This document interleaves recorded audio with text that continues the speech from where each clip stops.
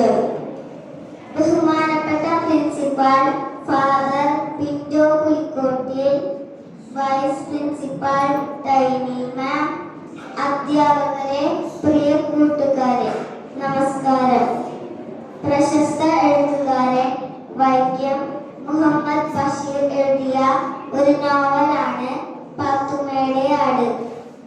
സാധാരണ മനുഷ്യരുടെ കഥ പറയുന്ന ഈ നോവൽ 1959 പ്രസിദ്ധീകരിച്ചത്. നോവലിലെ കഥാപാത്രങ്ങളെല്ലാം അദ്ദേഹത്തിന്റെ കുടുംബത്തിലെ അംഗങ്ങളാണ്. തലയോലപ്പറമ്പിലെ അദ്ദേഹത്തിന്റെ വീട്ടിലാണ് കഥ നടക്കുന്നത്. സഹോദരി പാത്തുമ്മയുടേതാണ് കഥയിലെ ആട്.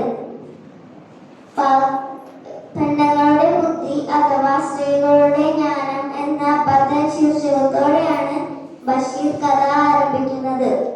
പാത്തുമ്മ എപ്പോഴും പറയുന്ന ഒരു വാചകമുണ്ട്: എന്റെ ആട് കേട്ടെ, അപ്പൊ കാണാം. അങ്ങനെ ഇരിക്കെ ഒരിക്കൽ പാത്തുമ്മയുടെ ആട് പ്രസവിച്ചു. തുടർന്നാണ് നോവലിലെ കഥ വികസിക്കുന്നത്.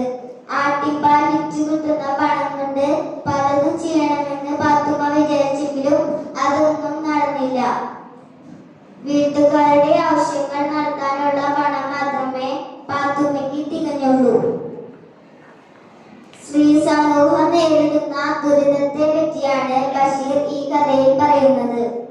ഗ്രാമീണ ജീവിതവും സംസ്കാരവും ബഷീറിന്റെ ഭാഷാ ശൈലിയും കഥയെ കൂടുതൽ ആകർഷകമാക്കുന്നു. ബഷീർ, പാത്തുമ്മ, പാത്തുമ്മയുടെ ആട്, ഖദീജ, കൊച്ചുണ്ണി, ഹനീഫ, അബ്ദുൽ ഖാദർ എന്നിവരാണ് കഥയിലെ പ്രധാന